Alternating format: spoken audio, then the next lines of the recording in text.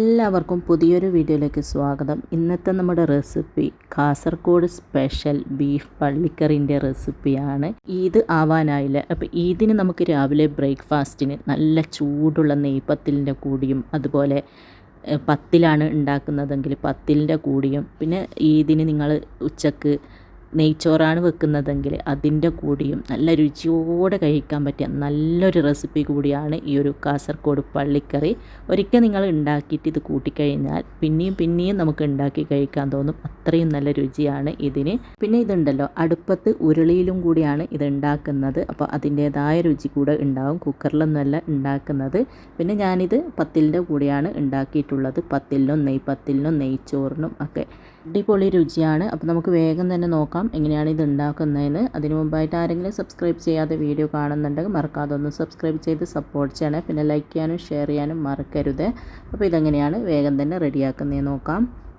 ഈ ഒരു ബീഫ് കറി റെഡിയാക്കാൻ വേണ്ടിയിട്ട് അടുപ്പത്ത് ഞാനൊരു ഉരുളി വെച്ച് കൊടുത്തിട്ടുണ്ട്. ഇനി ഇതിലേക്ക് 1.5 കിലോ എല്ലോട് കൂടിയ ബീഫാണ് ഞാൻ എടുക്കുന്ന സമയത്ത് എല്ലോട് കൂടിയ ബീഫ് തന്നെ എടുക്കുക. നന്നായിട്ട് കഴുകി അതിൻ്റെ വെള്ളമൊക്കെ കളഞ്ഞെടുത്ത ബീഫാണ്. അത് ഇതിലേക്ക് ഇട്ട് കൊടുക്കാം. എന്നിട്ട് ഒന്ന് ലെവലാക്കി കൊടുക്കുക. അതിനുശേഷം ഇതിലേക്ക് ഞാനൊരു 4 മീഡിയം സൈസിലുള്ള സവാള ഇതുപോലെ കട്ട് ചെയ്തെടുത്തിട്ടുണ്ട്. അതിട്ട് കൊടുക്കാം. പിന്നെ 2 മീഡിയം സൈസിലുള്ള തക്കാളി കട്ട് ചെയ്തത്, പിന്നെ 2 ടേബിൾ സ്പൂണോളം ഇഞ്ചി വെളുത്തുള്ളി പേസ്റ്റ്,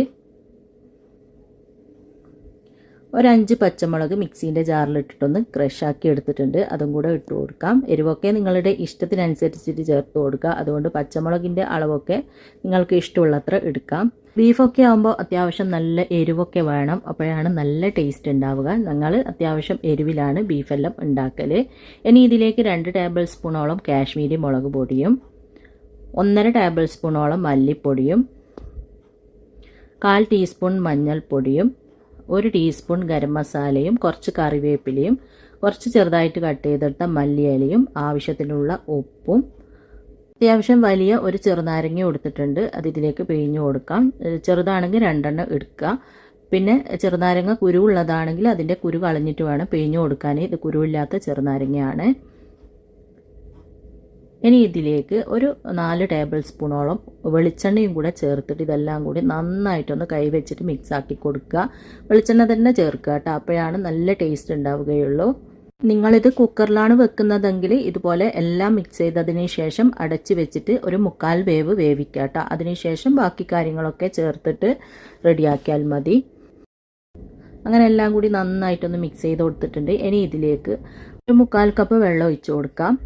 എന്നിട്ട് അടച്ച് വെച്ചിട്ട് തീയൊരു മീഡിയം ഫ്ലെയിമിൽ നമുക്കിതൊന്ന് വേവിച്ചെടുക്കാം.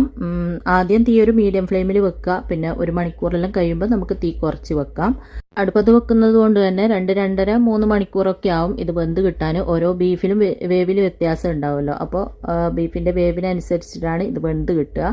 ഇപ്പം നമ്മൾ അടച്ചു വെച്ചിട്ട് അരമണിക്കൂറോളം ആയിട്ടുണ്ട്. ഇനി ഇതൊന്ന് തുറന്നിട്ട് നന്നായിട്ടൊന്ന് മിക്സ് ആക്കി കൊടുക്കാം. അരമണിക്കൂറൊക്കെ ആകുമ്പോഴത്തേക്ക് ഇതുപോലെ അത്യാവശ്യം കുറച്ച് വെള്ളമൊക്കെ ഇറങ്ങി വരും. ഈ ഒരു രീതിയിൽ നമ്മൾ കുറച്ചല്ലേ വെള്ളം ഒഴിച്ച് കൊടുത്തിട്ടുള്ളൂ. നന്നായിട്ട് വെള്ളമൊക്കെ ഇറങ്ങി വരും. അരമണിക്കൂറാകുമ്പോൾ ഒന്ന് തുറന്നിട്ട് മിക്സ് ആക്കി കൊടുക്കുക. എന്നിട്ട് വീണ്ടും അടച്ച് വെച്ചിട്ട് ഒരു അരമണിക്കൂറെല്ലാം കഴിയുമ്പോൾ വീണ്ടും ഒന്ന് മിക്സ് ചെയ്ത് കൊടുക്കുക. അപ്പോൾ ഇനി വീണ്ടും ഒന്ന് നമുക്ക് അടച്ച് വെക്കാം ഒരു അരമണിക്കൂറോളം. അപ്പോൾ വീണ്ടും ഒരു അരമണിക്കൂറോളം ആയിട്ടുണ്ട്. ഇനി ഇതൊന്ന് തുറന്നിട്ട് വീണ്ടും ഒന്ന് മിക്സ് ആക്കി കൊടുക്കുക. അപ്പോൾ ഇപ്പോൾ നമ്മൾ ഇത് ബീഫ് വേവാനായിട്ട് വെച്ചിട്ട് 1 മണിക്കൂറോളം ആയിട്ടുണ്ട് കേട്ടോ. ഈ ഒരു പരുവത്തിലാണ് 1 മണിക്കൂറായപ്പോൾ ഉള്ളത്. നന്നായിട്ട് വെള്ളമൊക്കെ ഇറങ്ങി വന്ന് ഉള്ളിയും തക്കാളിയൊക്കെ അത്യാവശ്യം ഒന്ന് വെന്തിട്ടുണ്ട്. ബീഫും ചെറുതായിട്ടൊന്ന് വെന്തിട്ടുണ്ട്. ഇനി വീണ്ടും ഒന്ന് ഒരു അരമണിക്കൂറോളം അടച്ച് വെക്കാം. വേണമെന്നുണ്ടെങ്കിൽ ഇടയ്ക്ക് തുറന്നിട്ടൊന്ന് മിക്സ് ആക്കി കൊടുക്കാം. ബീഫ് അവിടുന്ന് വേവട്ടെ. ആ ഒരു സമയം കൊണ്ട് നമുക്ക് ബീഫിലേക്ക് പൊടിച്ച് ചേർക്കാനുള്ള കുറച്ച് കാര്യങ്ങൾ റെഡിയാക്കി എടുക്കണം. അതിന് വേണ്ടിയിട്ട് ഒരു പാൻ അടുപ്പിൽ വെച്ചിട്ടൊന്ന് ചൂടായി വരുമ്പോൾ അതിലേക്ക് ഒരു 12 വറ്റൽമുളക് ഇട്ട് കൊടുക്കുന്നുണ്ട്. ഇത് എരിവിലെ വറ്റൽമുളകല്ല, പിരിയമുളകാണ്. അപ്പോൾ അത് ഇട്ടിട്ട് നന്നായിട്ടൊന്ന് ചെറിയ തീയിൽ വെച്ചിട്ട് മിക്സ് ചെയ്ത് നമുക്കിതൊന്ന് വറുത്തെടുക്കാം. ചെറുതായിട്ട് നന്നായിട്ടൊന്ന് മൂത്ത് വരണം. ഇത് നമുക്ക് മിക്സിയിലിട്ടിട്ട് ഒന്ന് പൊടിച്ചെടുക്കാനുള്ളതാണ്. അപ്പോൾ നമ്മൾ കൈ കൊണ്ടൊന്ന് പൊട്ടിക്കുന്ന സമയത്ത് ഈ പൊട്ടുന്ന ആ ഒരു പരുവത്തിലാവൂലേ, ആ ഒരു സമയമാകുമ്പോൾ ഒരു പ്ലേറ്റിലേക്ക് മാറ്റുക. മുളകല്ല, സാധാരണ എരിവില്ല മുളകാണ് നിങ്ങൾ എടുക്കുന്നതെങ്കിൽ നേരെ പകുതി എടുത്താൽ മതി കേട്ടോ. പകുതി എടുത്താലും നല്ല എരിവായിരിക്കും. ഇനി ആ മുളക് മാറ്റിയതിന് ശേഷം അതേ പാനിലേക്ക് തന്നെ ഒരു 3 ടേബിൾ സ്പൂണോളം പൊടിക്കാത്ത മല്ലിയില്ലേ, അത് ഇട്ടിട്ട് ചെറിയ തീയിൽ വെച്ചിട്ട് മിക്സ് ചെയ്തിട്ട് നന്നായിട്ടൊന്ന് വറുത്തെടുക്കാം. മല്ലി ചെറുതായിട്ടൊന്ന് മൂത്ത് വരുമ്പോൾ ഇതിലേക്ക് 1 ടേബിൾ സ്പൂണോളം വലിയ ജീരകം ഇട്ട് കൊടുക്കുക. വലിയ ജീരകം എന്ന് പറയുമ്പോൾ ഫെനൽ സീഡ്, അതിട്ടിട്ട് വീണ്ടും നന്നായിട്ട് മിക്സാക്കി കൊടുക്കുക. മല്ലിയും ജീരകവും കൂടി നന്നായിട്ട് വറുത്തിട്ടാകുമ്പോൾ ഇതും നമുക്ക് മറ്റൊരു പാത്രത്തിലേക്ക് മാറ്റാം. എന്നിട്ട് സെയിം പാനിലേക്ക് തന്നെ നമുക്ക് 1 കപ്പോളം തേങ്ങ ഇട്ട് കൊടുക്കാം.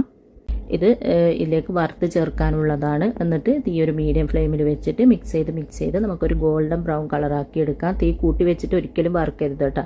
അങ്ങനെ ആകുമ്പോൾ പെട്ടെന്ന് കരിഞ്ഞതുപോലെ ആയിപ്പോവും. അന്നേരം കറീൻ്റെ ആ ഒരു ടേസ്റ്റ് എല്ലാം മാറിപ്പോവും ഈ ഒരു തേങ്ങ ഇടുമ്പോഴത്തേക്ക് തന്നെ. അതുകൊണ്ട് ചെറിയ തീയിൽ വെച്ചിട്ട് മിക്സ് ചെയ്ത് ചെറിയൊരു ഗോൾഡൻ ബ്രൗൺ കളറാക്കി എടുക്കുക.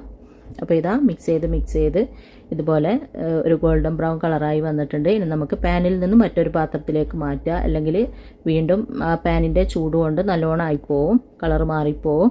അപ്പോഴത്തേക്ക് ഇതാ നമ്മൾ ആദ്യം വറുത്തെടുത്ത മുളകെല്ലാം ഒന്ന് ചൂടെല്ലാം പോയിട്ടുണ്ട്. ഇനി ഇതുപോലത്തെ ഒരു ചെറിയ മിക്സിൻ്റെ ജാർ എടുക്കുക, അതിലിട്ടിട്ടൊന്ന് നമുക്ക് പൊടിച്ചെടുക്കണം. അപ്പോൾ ഇതാ മുളക് ഇതുപോലെ ഒന്ന് പൊട്ടിച്ചിട്ട് കൊടുക്കുക കേട്ടോ, പെട്ടെന്ന് ഒന്ന് പൊടിഞ്ഞ് കിട്ടാൻ വേണ്ടിയിട്ട്. എന്നിട്ട് ഇതൊന്ന് പൊടിച്ചെടുത്തിട്ട് വരാം. അപ്പോൾ ഇതാ ഒന്ന് പൊടിച്ചപ്പോൾ ഈ ഒരു രീതിയിലാണ് ഉള്ളത്. ആദ്യം ഒന്ന് പൊടിച്ചെടുക്കുക. അപ്പോൾ ഈ ഒരു രീതിയിലാണ് ഉണ്ടാവുക. ഇനി ഇതിൻ്റെ കൂടെ തന്നെ നമുക്ക് ആ ഒരു മല്ലിയും ജീരകവും കൂടി ഉണ്ടല്ലോ, അതും കൂടെ ഇട്ട് കൊടുക്കാം.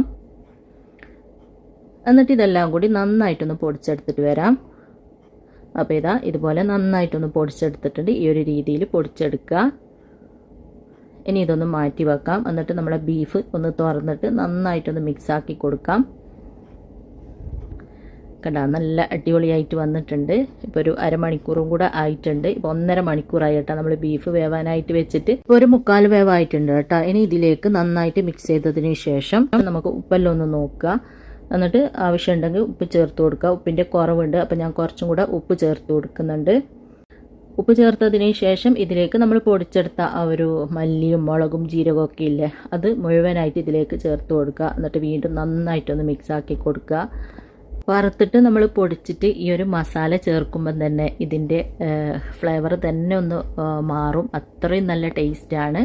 അപ്പം എല്ലാം കൂടി നന്നായിട്ടൊന്ന് മിക്സാക്കി കൊടുക്കുക. എന്നിട്ട് നമുക്ക് ചെറിയ തീയിൽ, ഇപ്പോൾ അത്യാവശ്യം വെള്ളമൊക്കെ വറ്റീനല്ലോ, ചെറിയ തീയിൽ വീണ്ടും നമുക്ക് അടച്ചു വെക്കാം. ഇനി ഒരു 1/4 മണിക്കൂറെല്ലാം ആകുമ്പോൾ തുറന്നിട്ട് മിക്സാക്കി കൊടുക്കണം. ഈ ഒരു പരുവത്തിലാവുമ്പോൾ അരമണിക്കൂറോളം വെക്കണ്ട, ഒരു 1/4 മണിക്കൂറെല്ലാം ആകുമ്പോൾ തുറന്നിട്ട് നന്നായിട്ടൊന്ന് മിക്സാക്കി കൊടുക്കുക, അല്ലെങ്കിൽ അടിക്ക് പിടിക്കും.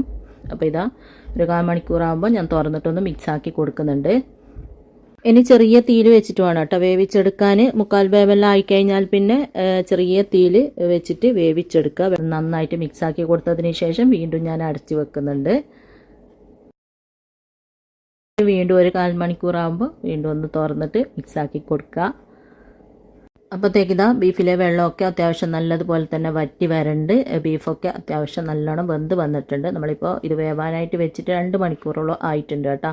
അപ്പോഴത്തേക്ക് ബീഫെല്ലാം അത്യാവശ്യം നല്ലതുപോലെ തന്നെ വെന്തിട്ടുണ്ട്. ഇനി നന്നായിട്ടൊന്ന് മിക്സ് ആക്കിയതിന് ശേഷം നമ്മളിത് അടച്ചു വെക്കുന്നില്ല, തുറന്ന് വെച്ചിട്ട് ഒരു 1/4 മണിക്കൂർ മുതൽ ഒരു അരമണിക്കൂർ വരെ ചെറിയ തീയിൽ നമ്മൾ മിക്സെല്ലാം ആക്കി ഇതെല്ലാം ആകുമ്പോഴത്തേക്ക് കറക്റ്റായി വെന്ത് കിട്ടിക്കോളും.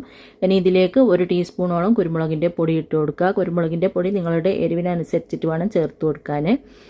പിന്നെ ഇതിലേക്ക് നമ്മൾ വറുത്തെടുത്ത തേങ്ങ കൂടെ ചേർത്തിട്ട് വീണ്ടും നന്നായിട്ടൊന്ന് മിക്സാക്കി കൊടുക്കുക. പിന്നെ നമ്മളിതിൽ മുളക് പൊടിയും അതുപോലെ തന്നെ മുളക് പൊടിച്ച് ചേർത്തതും പിരിയമുളകാണ്. അതുകൊണ്ട് അത്ര എരിവൊന്നും ഉണ്ടാവില്ല, നല്ല കളറേ ഉണ്ടാവും. അപ്പോൾ എരിവിന് വേണ്ടിയിട്ട് നമ്മൾ കുരുമുളകും അതുപോലെ തന്നെ പച്ചമുളകുമാണ് ചേർത്തിന്. ഇപ്പം നമ്മൾ മിക്സെല്ലാം ചെയ്ത് ഇതൊക്കെ ആക്കി കഴിയുമ്പോഴത്തേക്ക് ഒരു 1/4 മണിക്കൂറും കൂടെ കഴിഞ്ഞിട്ടുണ്ട്.